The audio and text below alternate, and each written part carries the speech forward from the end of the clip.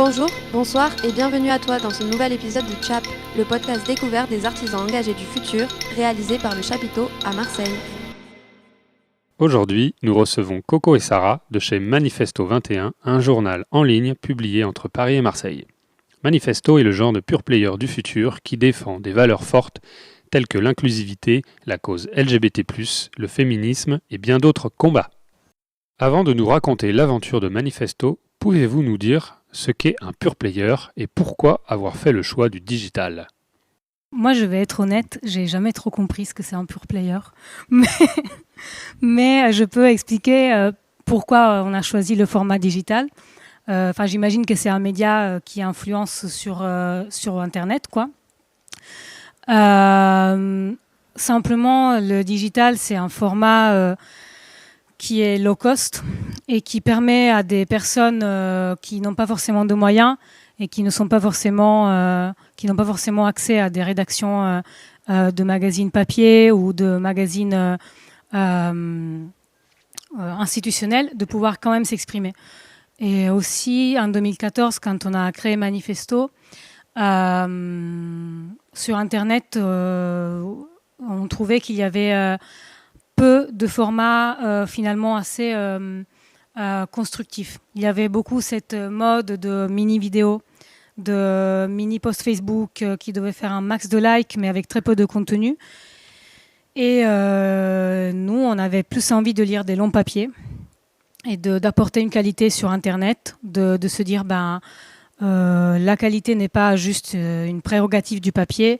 Il peut y avoir de la qualité aussi en ligne et il faut la créer parce que c'est en ligne que tout va se passer bientôt, en tout cas beaucoup de choses. Et donc autant s'y mettre maintenant. Donc c'est un peu pour ça.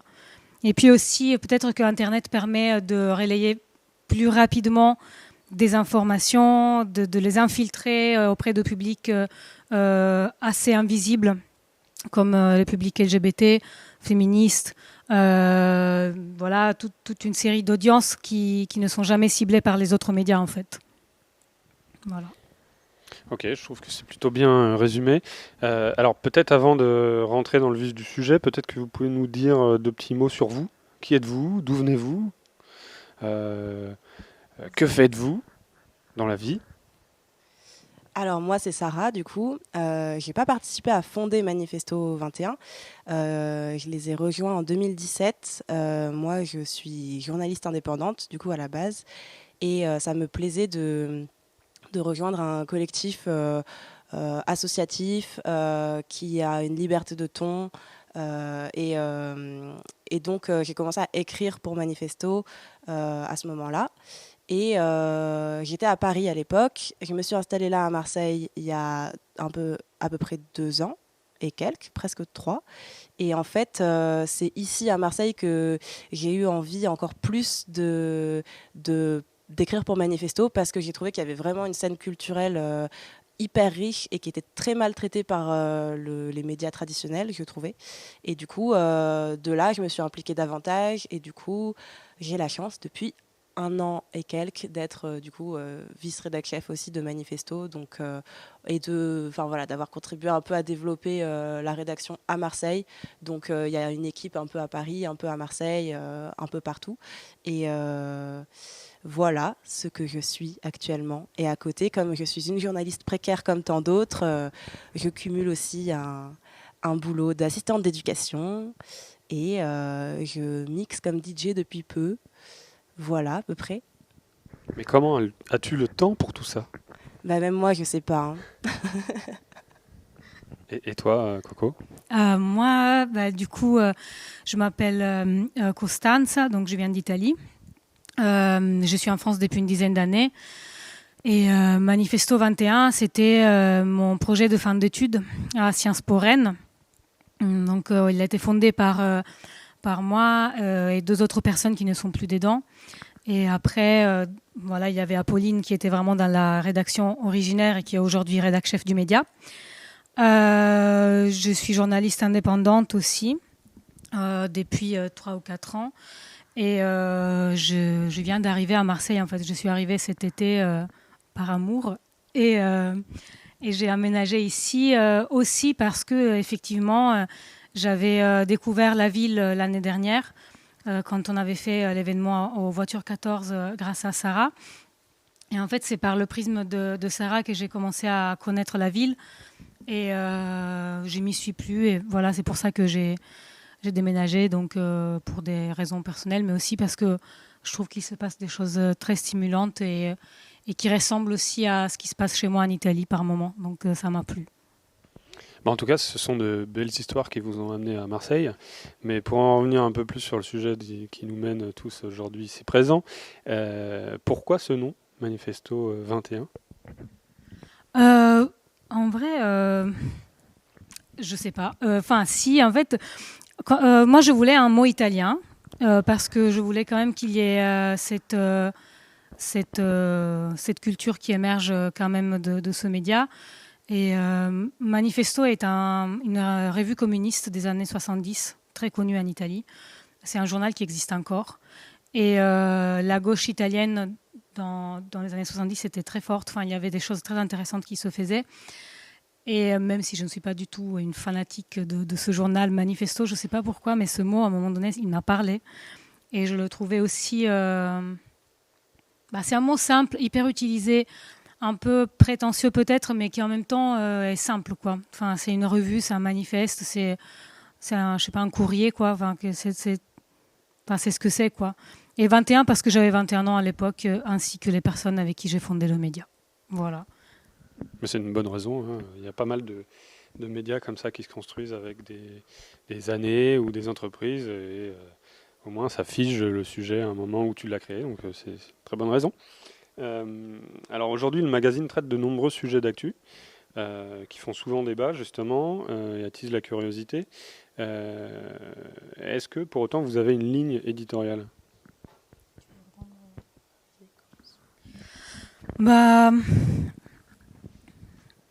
Mais c'est cette question de la ligne éditoriale, on se l'est toujours posée. Parce que ça fait des années, n'est-ce pas Sarah, qu'on essaye de trouver un slogan pour notre média et on n'y arrive pas du tout. Mais je pense que c'est juste, plus qu'une ligne éditoriale, il y avait une envie de construire un média pas comme les autres, qui soit un espace de liberté où on met en avant des formats, des publics, des voix, qu'on ne voyait pas dans les autres médias, et de dire le journalisme, en fait, on peut faire autrement, et il y a plein de voix que vous n'êtes pas en train de représenter, et il y a plein de talents que vous ne voyez pas, et il est très possible que ces identités-là que vous ne mettez pas en valeur soient le cœur de l'innovation culturelle et du progrès démocratique de notre pays. Donc je pense que c'est juste ça, c'est un peu à en finir avec une forme de prétendue neutralité du journalisme à la française, qui n'est en fait pas du tout neutre. Il est simplement universaliste et il ferme les portes à des personnes d'origine non franco-française, à des personnes trans, LGBT, nanana. Donc la ligne éditoriale, c'était plus en fait, on veut créer un média où on peut faire ce qu'on veut et parler comme on veut, et en sachant que ce qu'on fait, on le fait pour des lecteurs et lectrices qui en ont besoin peut-être. Et je pense qu'un point aussi commun de tous nos articles, c'est que du coup, on essaye de défendre vraiment les droits les féminismes, les droits des personnes LGBT et tout le pan culturel qu'on a. Tous les artistes émergents qu'on va décider de mettre en avant, on va toujours se poser cette question de où est l'engagement quelque part. Est-ce que ça va être dans un message hyper clair qu'ils vont vraiment véhiculer, ou est-ce que ça va être dans une nouvelle façon de faire leur pratique, leur musique, leur film. Et en tout cas, je pense que cette notion de manifesto, quand même, on essaye vraiment de la garder en tête quand on fait nos choix de sujets, d'artistes. C'est qu'est-ce qui manifeste ? Je pense que c'est ça un des points cruciaux de la ligne éditoriale. Oui, c'est aussi l'idée de dire que ce qu'on pense habituellement être la marge est en réalité une majorité silencieuse et silenciée par la culture dominante, quoi.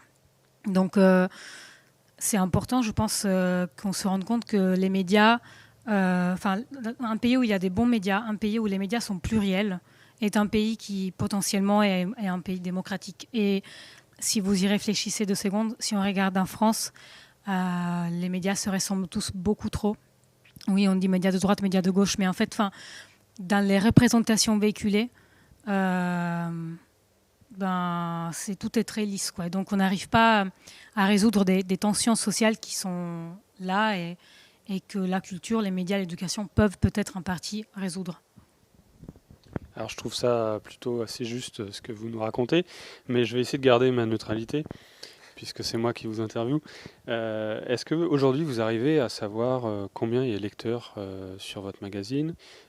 Qui sont-ils? Si ce sont des jeunes citadins, des urbains, des étudiants ou des retraités? On n'a pas notre chef stat avec nous. On est à 30 000 à peu près par mois. Disons que donc nous, on a des outils d'analyse évidemment des datas. On est sur entre 25 000 et 30 000. Là, dernièrement, ça augmente un peu. On est surtout sur des femmes quand même. Je crois qu'il y a 60% de notre public, ce sont des femmes. Après, femmes cis ou pas, je ne sais pas. Donc on n'aime pas trop catégoriser par genre, sexualité, etc. Mais voilà, les chiffres montrent ça. Après, je pense qu'il y a beaucoup de personnes. D'ailleurs, c'est intéressant parce que dans les statistiques, on limite finalement les statistiques à des genres, mais on spécifie pas trop, quoi. Donc voilà, on sait qu'il y a 60% de femmes, 40% d'hommes. Après, là où moi je vois beaucoup nos lecteurs, c'est plus sur les réseaux. Et je sais qu'il y a beaucoup de personnes LGBT. Il y a beaucoup de mecs aussi, et cis, blancs. Il y en a aussi, parce que c'est ouvert à tout le monde. L'idée, c'est pas de créer un média qui exclut. En tout cas, dans les groupes Facebook qu'on peut avoir avec nos lecteurs, sur Instagram, etc., je vois quand même des jeunes, mais je dirais entre 18 et 40. Qu'est-ce que ça veut dire, jeune, après? Rien, donc je sais pas trop. Je crois que c'est aussi pas mal de personnes urbaines situées dans les villes, quoi. Paris, Marseille, oui. Bordeaux. Beaucoup à Paris, quand même, parce que la rédaction a été basée à Paris longtemps. Là, ça se décoince, et heureusement, parce que quand même, c'est important, si on veut créer un média vraiment nouveau, de décentraliser et de porter un autre discours que le discours dominant et citadin de Paris, quoi. Justement, ça doit être difficile d'aller toucher des populations rurales où là, sont peut-être moins enclins. Il y a moins d'ouverture. On le voit d'ailleurs. Tu me cites des grandes villes principalement, mais ça doit être difficile du coup d'aller toucher des zones un petit peu plus recluses. Qui subissent déjà une pauvreté culturelle, en fait, des fois, tout simplement, quand il y a un concert par mois qui se passe dans une grande ville la plus proche, ou quand il y a un cinéma par je sais pas combien d'habitants, c'est sûr que du coup, il y a moins de diversité culturelle, d'offres culturelles, qui fait que peut-être qu'on est moins au courant on va être moins au fait de ce qui se passe. Heureusement qu'il y a Internet quand même, du coup. Oui, carrément. Je pense qu'en tout cas, c'est aux médias d'aller chercher, d'être ouverts et de se demander comment aller chercher des populations qui sont souvent marginalisées d'Internet ou de la culture justement dominante, plutôt qu'aux gens d'aller vers les médias. Je pense qu'en tout cas, c'est notre job d'aller vers d'autres populations aussi et de trouver le temps et les moyens de le faire, quoi. Alors, justement, votre contenu est accessible puisqu'il est sur Internet, donc au plus grand nombre, ceux qui sont connectés en tout cas, et entièrement en lecture gratuite, si je me trompe. J'ai vu également que sur votre site et vos réseaux, donc sur les réseaux sociaux, vous faisiez appel à votre communauté pour faire fonctionner le magazine.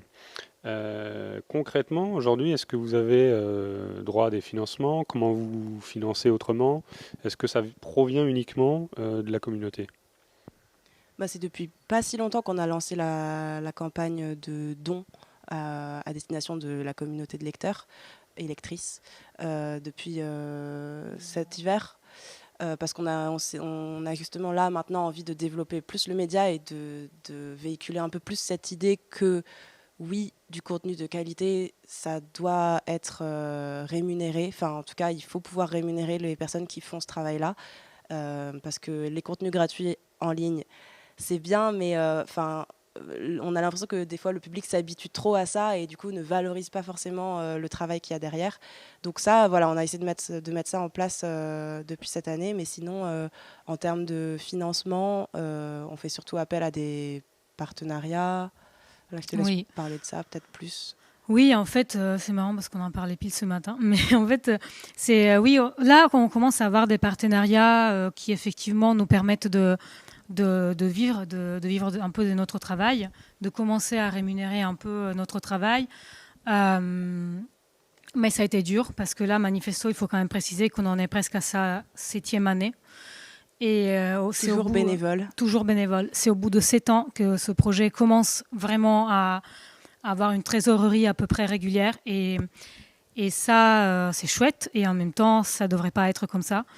On ne devrait pas produire des contenus bas de gamme pour pouvoir survivre. Et il faut impérativement habituer les lecteurs et lectrices sur Internet à se dire que ce contenu-là a une valeur et qu'en fait, il faut le payer. Et même si on est des personnes précaires, comme beaucoup de personnes d'ailleurs qui écrivent dans Manifesto. Moi, heureusement, pour l'instant, je suis dans une position non précaire. Mais en tout cas, je pense qu'il faut habituer les gens à payer pour ce qu'ils lisent, ils ou elles lisent. Et c'est un message très important qu'on a essayé justement de faire passer avec la campagne de dons. C'est aux lecteurs et lectrices de choisir les médias dont ils vont avoir envie dans l'avenir. Et voilà. Donc oui, en fait, on a fonctionné en bénévolat jusqu'à présent, avec des gens juste super déterminés. Parce que c'est pas juste écrire des articles, aller à des expos et s'amuser. Enfin, je veux dire, gérer un site, c'est un planning, c'est des rétro-plannings, c'est un compte en banque, c'est de la gestion humaine, c'est du management. Il y a toute une équipe de secrétaires de rédaction dont Sarah fait partie. Enfin, il y a des gens qui corrigent des défauts d'orthographe. Enfin, voilà, c'est pas que de l'amusement et une vie associative trop cool. C'est vraiment un taf qui devrait être rémunéré. Et il y a une faille dans le système médiatique français si aujourd'hui des médias comme Manifesto ne sont pas rémunérés.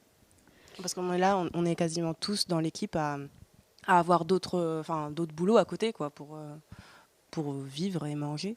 Mais je pense qu'on est beaucoup dans l'équipe aussi si on pouvait être rémunéré uniquement par ça, à se dédier à plein temps à ça, parce que c'est ce qu'on adore faire en fait. Donc il y a une économie du média à trouver, ouais, c'est sûr. J'imagine, et ça doit vous demander d'autant plus beaucoup de ténacité, surtout aujourd'hui. Et encore plus au bout de 7 ans, voire plus de 7 ans, tu me disais. Bravo. En tout cas, on n'a pas fini l'interview, mais déjà je vous dis bravo. C'est quand même bon signe. Alors, je vais vous citer une phrase qui fait partie de votre identité. Seule la pluralité des représentations dans les médias donnera lieu à une plus grande justice sociale. Pouvez-vous nous expliquer son sens? En quoi votre fonctionnement est-il novateur par rapport à d'autres médias, justement? Ça, c'est une phrase qui vient d'un... Enfin, c'est pas exactement la citation, mais c'est une réinterprétation un peu de ce que Judith Butler dit dans Défaire le genre.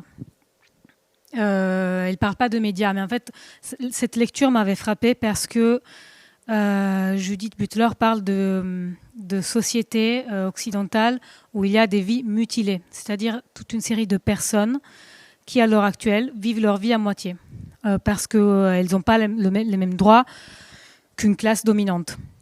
Je fais un exemple très pratique. Si une fille sort dans l'espace urbain, elle n'est pas forcément en sécurité et donc sa vie, elle est en quelque sorte impactée et pas vécue pleinement.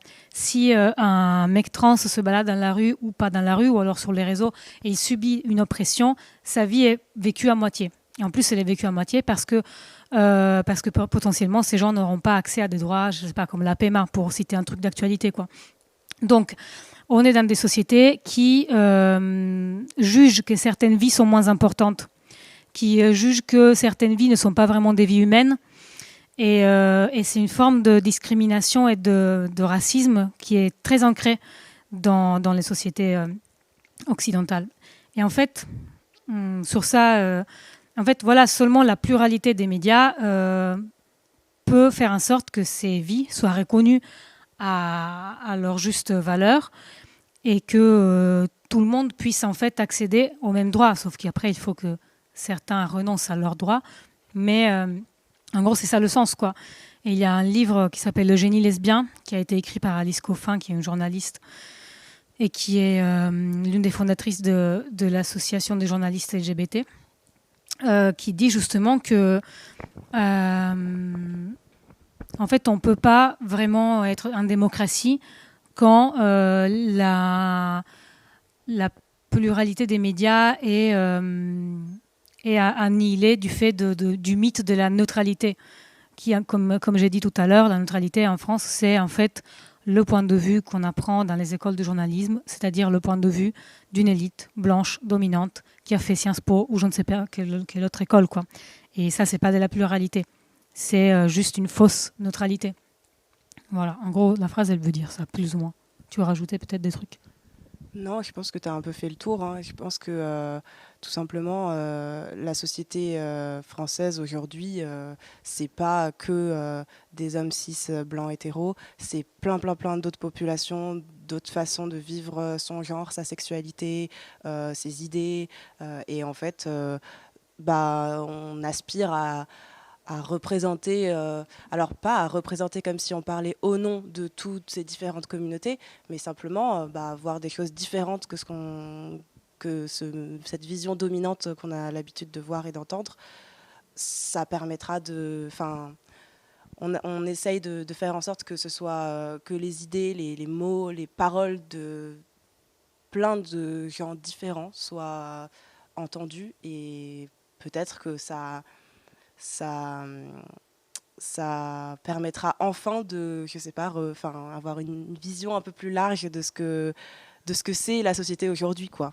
Pour la société pour de vrai, pas celle juste dans les grandes idées républicaines. Oui, en fait, c'est ça. Hein. Enfin, je veux dire, la République, c'est un mot un peu vide de sens s'il n'incarne pas une pluralité. Mais parce que ce qu'il faut comprendre, c'est que le manque de pluralité a des conséquences très concrètes. Si on prend la crise du Covid, on voit bien que les décisions politiques qui ont été prises, elles ont été prises en pensant à un seul type de population, qui est un type de population plutôt bourgeois, plutôt blanc, plutôt avec des grandes maisons, avec des travaux, des métiers stables, qui sûrement ne bossent pas dans la culture. En fait, on a pensé en termes d'un électorat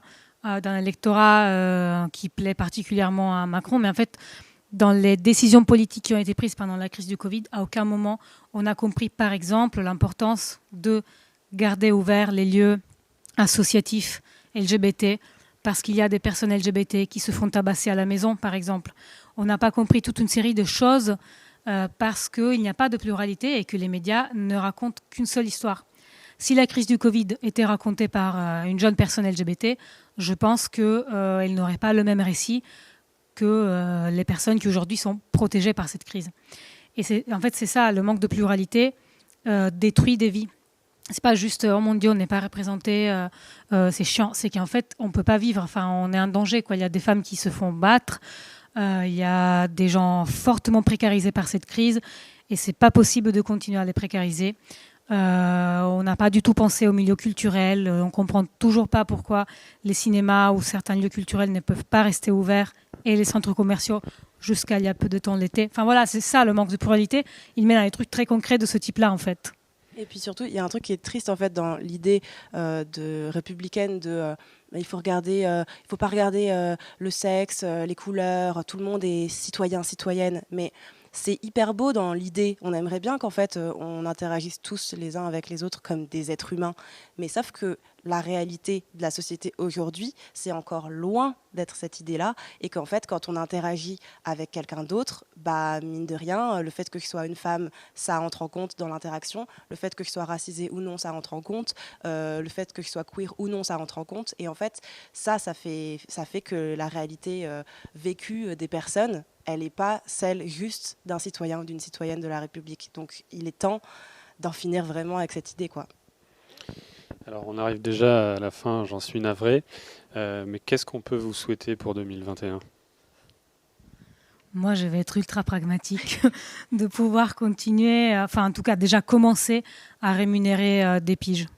Voilà. En gros, de pouvoir au moins nous aider peut-être sur la campagne de dons pour celles et ceux qui peuvent, de continuer à soutenir notre média, parce que je pense que il y a des gens formidables qui écrivent des dons et qui sont représentés par ce média, mais aussi, peut-être moi, ce que je souhaite en général, c'est qu'il y ait d'autres médias comme Manifesto qui puissent émerger, parce que je pense que je suis toujours un peu affligée de voir qu'au final, le seul média où j'ai vraiment plaisir à écrire, c'est quand même Manifesto. Enfin, il y en a d'autres, mais il y a certaines choses que je ne peux dire que d'un Manifesto quand même. Et j'encourage toutes celles et ceux qui ont envie de créer un blog, un média, un truc qui défendent ces publics-là, de venir avec nous. Ça sera jamais de la concurrence, ça sera justement de la pluralité, de la solidarité. Et tant qu'il n'y a que des petits médias comme Manifesto qui font ce job-là, on ne fera pas le poids. Et c'est bien que les grands médias s'intéressent enfin à ces thématiques-là, sauf qu'il ne faut pas qu'ils se réapproprient notre discours.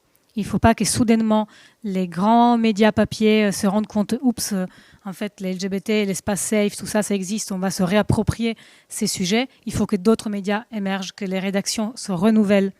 Et donc moi, ce qu'on peut souhaiter, c'est qu'on arrive, nous, à trouver un système économique et que d'autres petits médias comme nous viennent avec nous et qu'ensemble, on puisse vraiment créer un nouvel écosystème médiatique en France, quoi. Et puis plus globalement aussi, je pense qu'on souhaite tous et toutes que le monde culturel se réouvre, que les endroits, les lieux d'événements culturels reprennent de leur vie, quoi, parce que ça nous manque vraiment et que Manifesto, c'est un média, mais aussi c'est plus largement un projet culturel et qu'en fait ça nous tient aussi très à cœur de faire des événements, des rencontres, des soirées, des choses où on peut vraiment parler avec les lecteurs, les lectrices et créer un lien avec la communauté. C'est hyper important pour nous aussi. Et c'est vrai que là, 2020-2021, ça commence à peser la situation de la culture. Donc ça, je pense qu'on le souhaite aussi. Alors pour finir, nous avons une dernière petite demande, très importante et indispensable, bien entendu. Il faut que vous disiez le plus vite possible « Tchapper au chapiteau » ou « manifester avec quel chapeau ». Waouh. Tchapper au chapiteau ou manifester avec quel chapeau? Pas mal. Attendez, moi je vais pas y arriver. Ah vas-y, répète, c'est quoi? Tchapper au chapiteau ou manifester avec quel chapeau? C'est ça? Oui, c'est ça. Tchapper au chapiteau ou manifester avec quel chapeau? C'est pas mal du tout. Alors, c'était super de vous avoir au chapiteau avec nous aujourd'hui. Merci d'avoir répondu présente. Merci à vous. Merci. Et d'avoir pris le temps de venir jusqu'à la Belle de Mai à Marseille pour répondre à nos questions. On espère vous revoir bientôt. Et pourquoi pas sur le dance floor. Avec grand plaisir. Ouais, grand plaisir. À très bientôt. Ciao. Ciao. C'est l'heure du chap. Là, c'est l'heure du chat. Je crois que c'est pile poil l'heure du chap. Oui, c'est l'heure du chat. Non, mais si c'est l'heure du chat, alors...